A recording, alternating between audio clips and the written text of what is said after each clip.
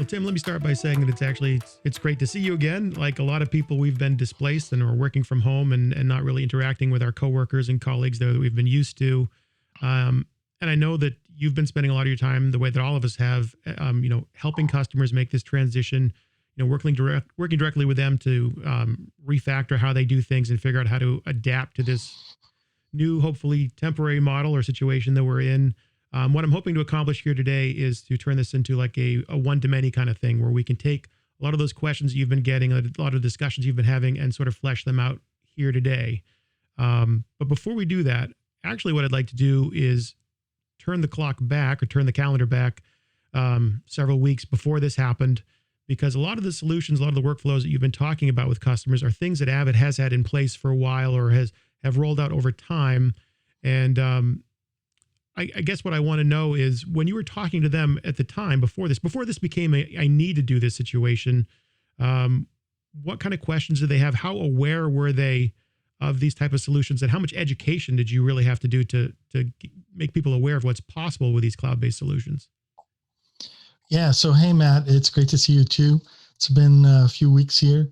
I agree with you. We've all been disrupted here, both at Avid. I'm working from home, as most people are at Avid, and our customers are, I'd say, even more disrupted because in many cases, they're used to working in a facility, in a specialized environment, and they can't work there and during this disruption. So we've heard a lot of challenging circumstances and situations that our customers are in, and we're doing our best to respond and give them some of the tools that will help them get through this. And I think there are two ways of looking at it. You can either look at it as a momentary disruption. It's going to be over in a couple of months and we'll go back to the way we're working. But I'm not so sure that's the case. I think this is a bit of a watershed moment where people's mindsets have shifted, and their awareness of the importance of having a plan for getting through a disruption like this. It's really, really important. And I think we'll see a shift in people's attention to really readying themselves for future crises like this one. The analogy I'd make is we've been talking at Avid about it. Back in the early 2000s, there was a really calamitous tsunami in the Asia Pacific region, and it really disrupted the supply chain for videotape. And at that time, the industry was shifting to file-based workflows, but hadn't quite made the jump. A lot of people were clinging on physically to videotape, HD-cam tape in particular. But once that tsunami hit and the supply chain for videotape was disrupted, everybody quickly moved to file-based workflows and never looked back. And I think we'll see a similar pervasive change in the way the industry works as a result of this disruption. It's definitely not the way you'd prefer to see it happen, but I think a lot of people in broadcast, post-production, music creation were really not prepared for this disruption, and I think that's going to affect their behaviors going forward. And I think we'll all end up better for it, even though it is a challenging time. So whether it's a situation where you're interested in doing it because you want to realize some kind of gain, or it's a situation like we have now where it's you have to do it because something is forcing your hand. Generally, the thinking is that, okay, I'm going to have to make some kind of trade-off.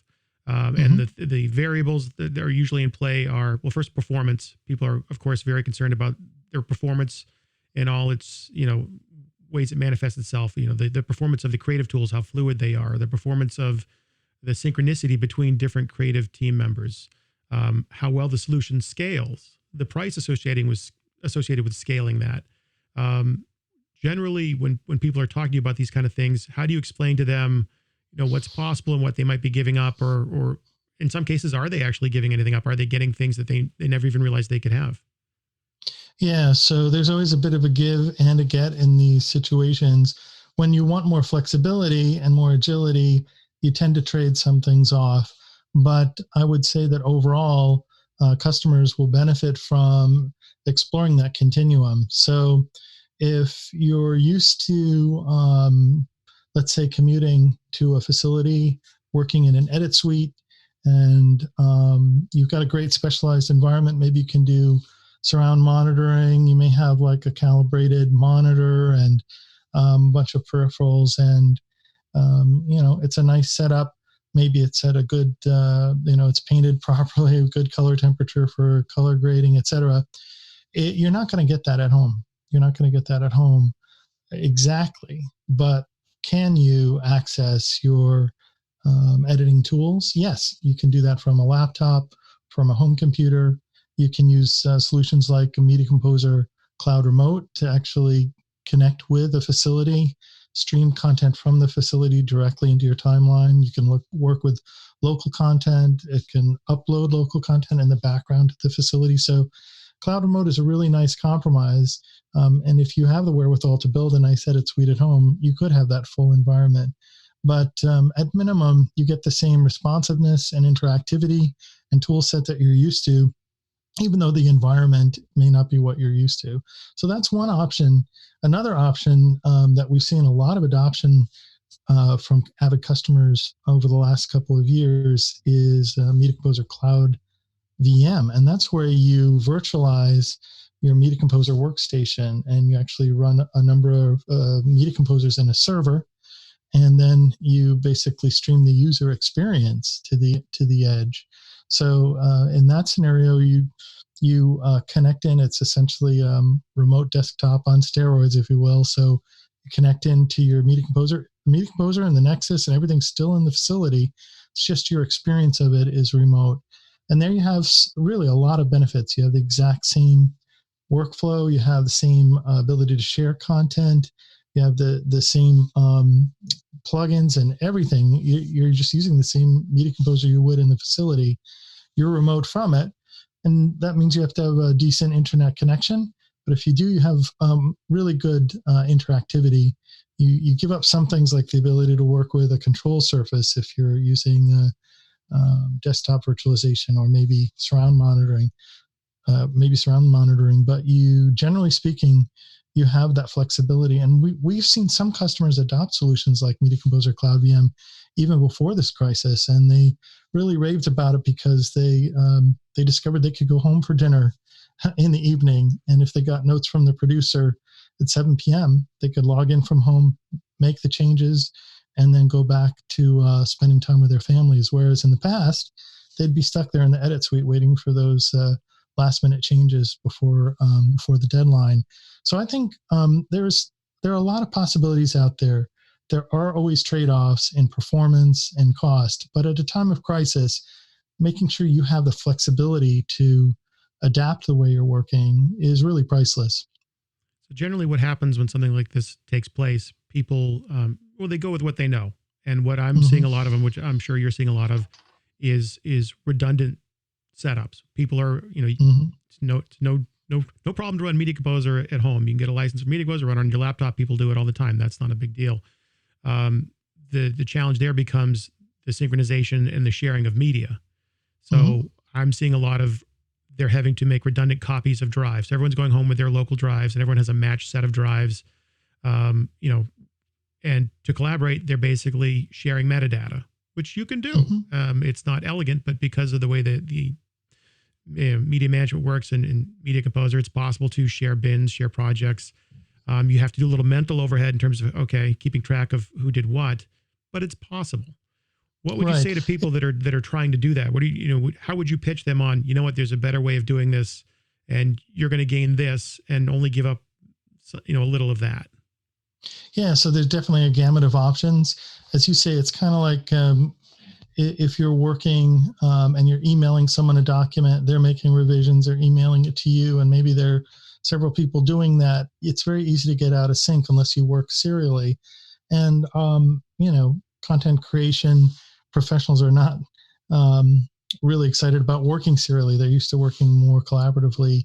So while you can email bins around or post them on a shared server somewhere, and that works for kind of a serial workflow, I think with Media Composer Cloud VM, for example, you have the full ability to share projects and bins on Nexus and share media. And I think that's a better solution. So if you're working in a small team, or maybe you're segmenting your work, so there are different editors working on different acts of a show, for example, and it's very structured that way, if your workflow can be structured that way, then maybe you're fine, each working in independent bins and copying the media around on hard drives. But if you really want collaborative editing in the same program at the same time, in the same project, and you don't want to constantly be merging different people's changes into one new master, continuously doing a lot of overhead manual work to merge things, you're going to be a better candidate for a cloud VM. We have other solutions. I mean, in the audio realm, we have had the Pro Tools cloud collaboration solution running for years. And what many people don't know is that we have over 500,000, typically it's closer to 600,000 unique users on that platform every day. It's hosted in the cloud, and it allows you to work collaboratively with as many Pro Tools collaborators as you'd like. You can each own different tracks in essentially a virtual session. And as you're working, you can choose the right time to upload your tracks, download tracks from other users, and together you're kind of painting on the same canvas, so to speak, only in audio, and working together to create something collaboratively using the cloud. And as I say, we have hundreds of thousands of customers using that every day, and they're used to it. So for those customers, they're not disrupted at all. But again, I think a lot of the disruption is centered around customers who have more of a facility orientation. They're used to going into a facility and going home at the end of the day. And that's more typical in broadcast and to some degree post-production. Well, in a true remote cloud-based solution, are there different tiers or different levels? Because you use the term the facilities. We talked about small post. Are there different, I don't want to call it a good, better, best, because depending on your size or what you're trying to do, maybe there isn't a good, better, best. But are there different levels of how much you can, adopt a true cloud-based workflow? Is there a way to have a hybrid workflow? Yeah. So one of the things we've been doing recently is, piloting new ways of working, new deployment models, and some of them, those models and approaches have actually been brought to market as products. So you think about a year ago, at NAB 2019, we launched a new product called Nexus Cloud Spaces. And this is a way of leveraging the cloud in a hybrid model, as you just said. So you got your on-premises Nexus, and maybe I just want to park a workspace that corresponds to a project. I just want to move that project to the cloud, free up space on my Nexus, and just leave it there. And one thing that's nice about the cloud, it's pretty economical for storage, and you get amazing storage reliability and availability. So there's 11 nines of availability in the storage we use for our cloud-based Nexus solutions like Cloud Spaces. So, the likelihood you're going to lose any data is extremely low. You're more likely to get hit by lightning, statistically anyway. So that's a nice hybrid solution where you can start to offload some of that data into the cloud in a cost-effective and very reliable manner. But then, as I say, we've been piloting really cloud-native workflows as well. So a few months ago, we started with an early access program. Think of it as a preview for a solution we call Edit on Demand. And this is a scenario where you actually have the Nexus storage and the media composers virtualized and running in the Azure cloud. And so essentially you upload files to the cloud, and then you have your full edit workflow in the cloud. And we had a few customers interested in that solution, and we were doing, as I say, an early access program. It's kind of a preview mode to see how people like it, maybe iron out some of the kinks. And we had really positive response from the early users.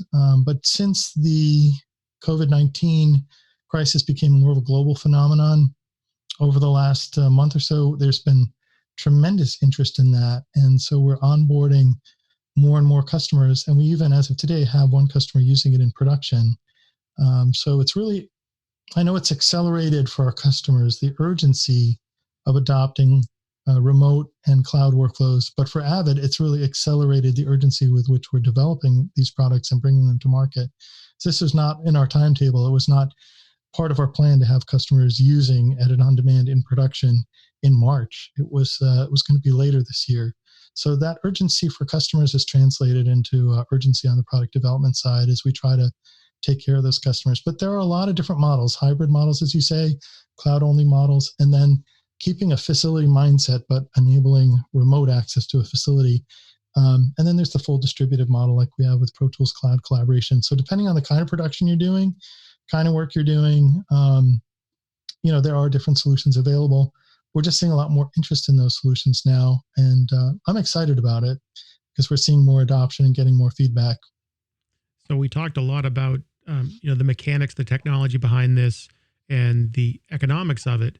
We haven't really talked about the experience as a creative individual. And I think that a lot of people get concerned or nervous about that, thinking, I just want to create. I just want to edit videos. I just want to, make music. And when I sit down to do that, you're telling me I have to do it through this cloud solution. It sounds like I'm going to have to learn things I don't want to learn, or that my experience as a user is going to be altered to a way that I'm not comfortable with. Is that the case? Or can you just tell them, like, no, this is what you know already is all you need to know? Yeah. So at Avid, we're not trying to be a generic solution. We're not trying to be Dropbox. What we're trying to do is make it really transparent to the user. We're trying to make it really the degree to which you use cloud technology. We want to infuse that into the user experience. So with Pro Tools Cloud Collaboration, you don't leave the application to upload and download stuff. You hit a button right there. You say, I just want to upload this track. I want to download the latest track for my collaborators. If you're using a solution like Edit on Demand or Cloud Remote or Cloud VM for Media Composer and you're doing editing, it's the same user experience as it would be in an edit suite. Again, some of the environmental factors, maybe your client monitor isn't there and you're, maybe you have one monitor instead of two for the UI. Maybe you don't have your favorite speakers for audio monitoring. But in terms of the actual creative work in the app, it's the same app. It's Media Composer, it's Pro Tools, it's Media Central, something we really haven't talked about yet, but Media Central is a great example of a technology that allows you to work the same way with the same tool no matter where you are. And that's because it's the user interface for Media Central Cloud UX, we call it.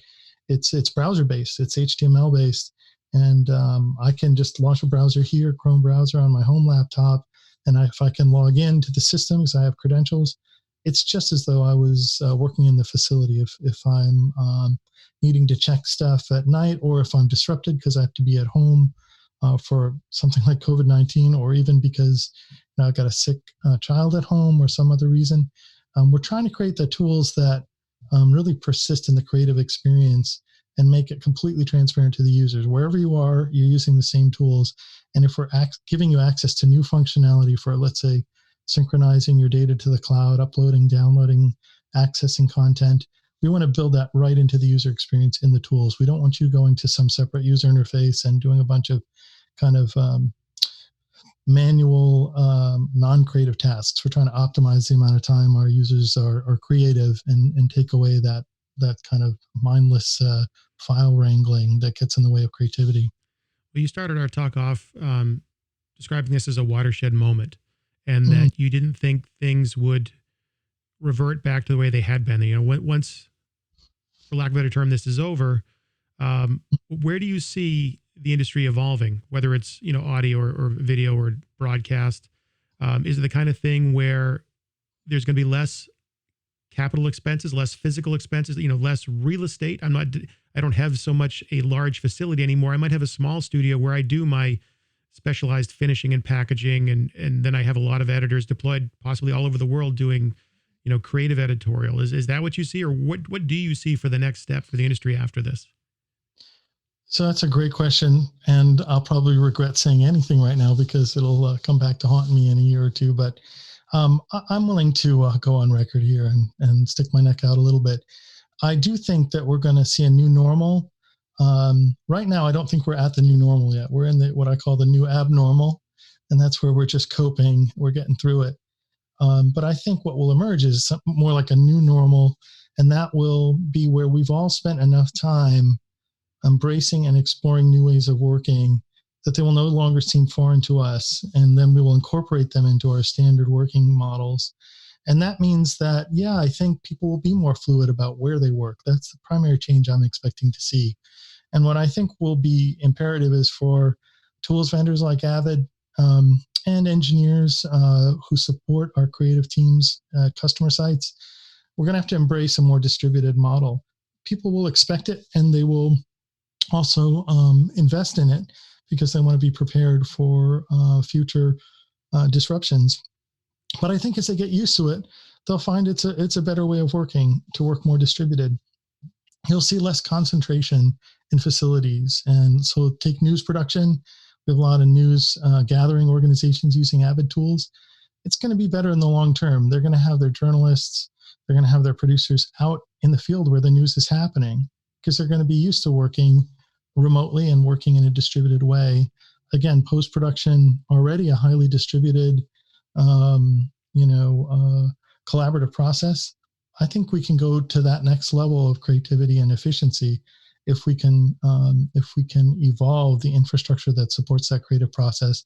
I think audio the same way. So it will be. I mean, I don't want to discount the importance of specialized facilities and environments.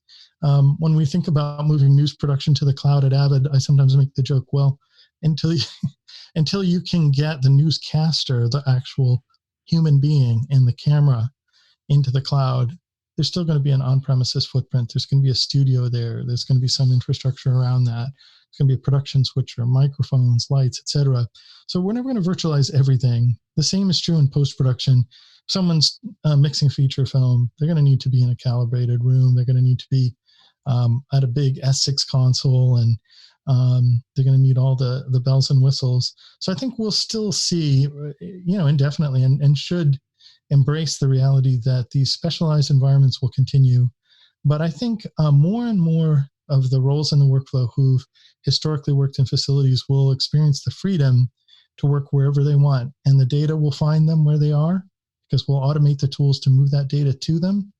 And the software apps won't care. They'll be the same whether you're in a facility or whether you're at home, whether you're on a laptop, an iPad, an Android phone. We'll bring the data and user experience to them wherever they are. And I think that'll be liberating. I think it'll make it creative teams that much more creative, and I think make life better and make the content better for viewers as well. So regardless of the industry or what role somebody might play within it, for somebody that's interested in learning more about these solutions and what's possible, what should their next steps be? Yeah, so again, because there's a huge gamut of solutions, and because there are a lot of different working models and trade-offs, as you alluded to, I think the most important thing is to rely on the network of experts that you have access to. And I'm sure among those experts will be, Avid sales reps, and also field personnel who are working side by side with customers even as we speak to get them where they need to be. Our professional services team, our customer support team, our resellers have a lot of expertise. But if you just want to kind of get your feet wet, we're trying our best. And this video, I hope, is an example of that. We're trying to publish as much useful content to avid.com as possible. So we have a lot of information there, and we're keeping that information up to date, and we're expanding and going into more depth on the solutions available. So at least it can start to get the thought process going for you and prepare you for, a discussion with someone, hopefully of the Avid staff, but maybe I'll give you some ideas that you hadn't thought about, some case studies, things that other customers are doing. And my biggest suggestion is that you should really take the opportunity to explore and experiment, because I think during a disruption, that's in many ways the best time to innovate. You may have a little more degrees of freedom to innovate because there's a certain amount of recovery that you can do.